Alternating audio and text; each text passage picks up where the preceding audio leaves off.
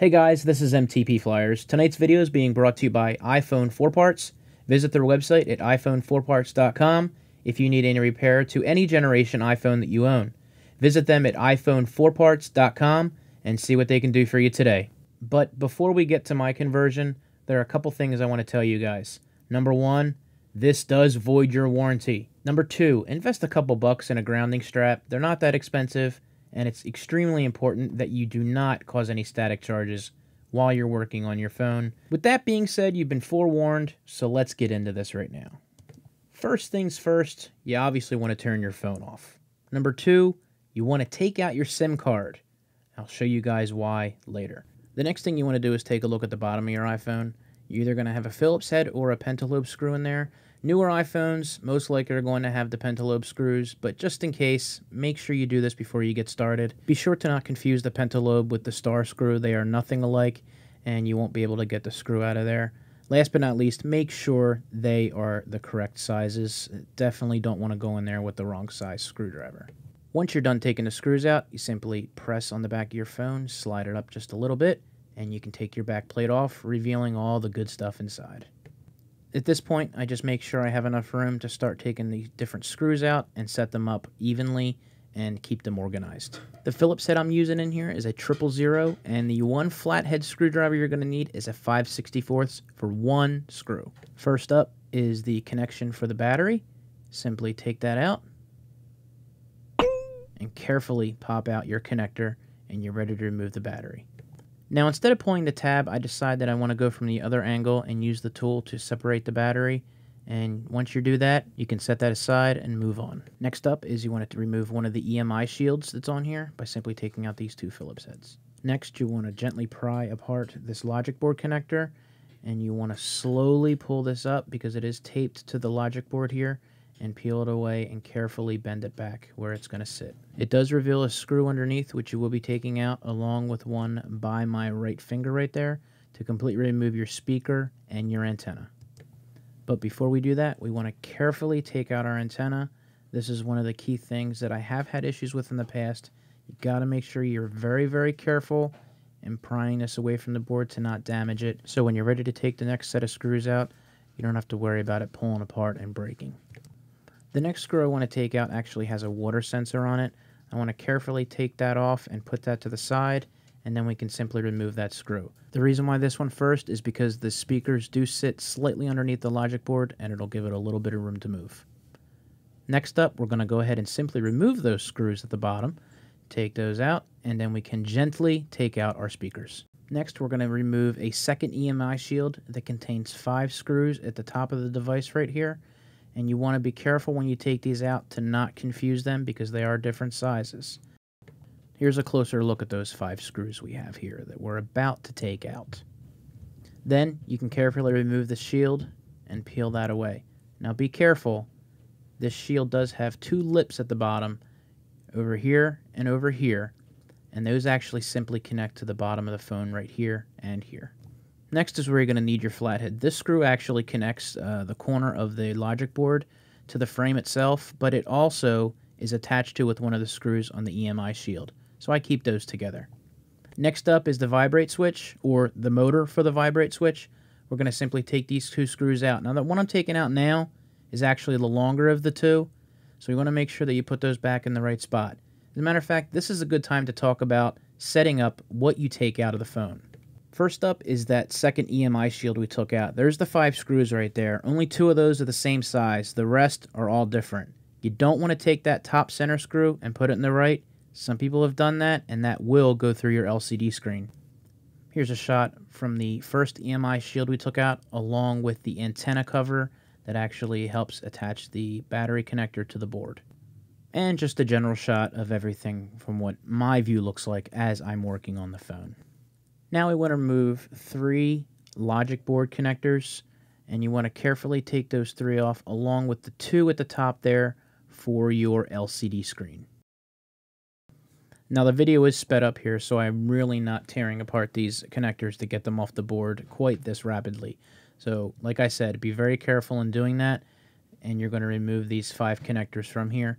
And next up, we're going to remove the camera from the board itself and take it out. The camera itself is very easy to take out.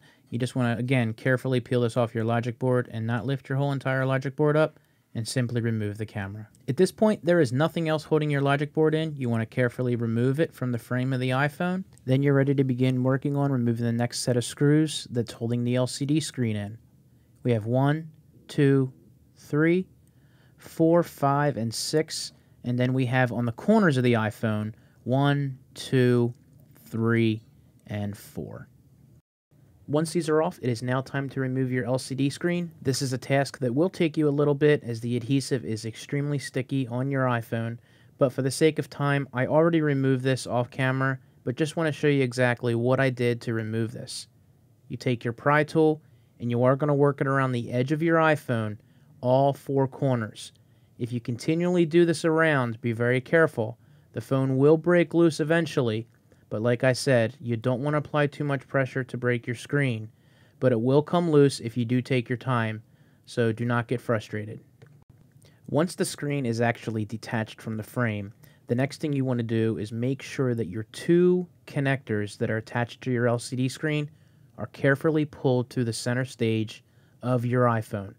You do not want to pull this off the board because if you break these or rip these, that pretty much makes your LCD useless.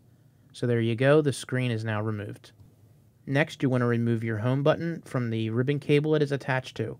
Gently take a flathead screwdriver and work it in from the connection back because you do not want to rip this, and you can take that off.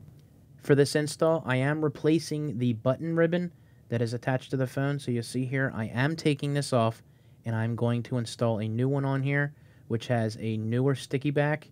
Much better than the one that is currently on the phone, as you can see here, not sticky at all. So I want to replace this with a new button, and that way I know it'll stick to the button and less chance that it slides around once installed. This is our new button that we're going to be using, and what I did was work it through the center of the iPhone, install it by sliding it into the connector board, remove the adhesive back, and stick it to our new blue button, and carefully press it together to make sure it's stuck, and simply place it back down and make sure it clicks. Next up, we're going to kind of work backwards here. We have our new screen, and one of the things, again, taking the LCD screen out, you want to be just as careful putting it back in, keeping it straight, picking up your phone in the other hand, and carefully sliding it through here.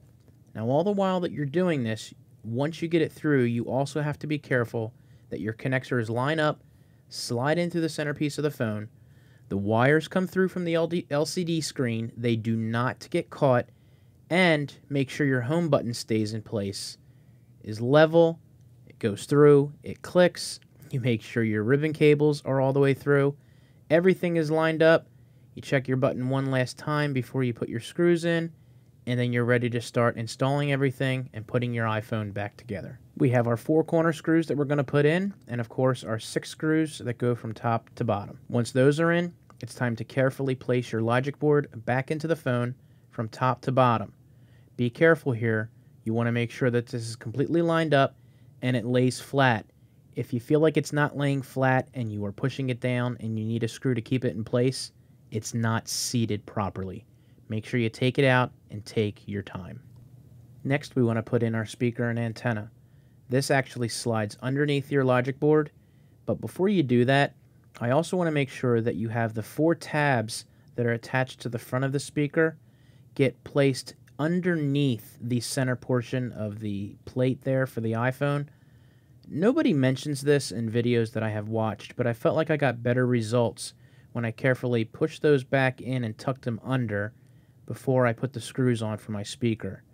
The several times I've taken this apart, I felt I've got better reception and better functionality out of the Wi-Fi when I've done this properly. At this time, I like to put the 2 screws in for the speaker at the bottom, making sure I hold down and that my 4 tabs are equally underneath the phone itself. And this is when you start beginning to lock down the logic board and put the rest of the screws in. At this time, I like to put the center screw in here for the logic board, and don't forget that you want to put your watermark sticker back on top of the screw when it's tightened down.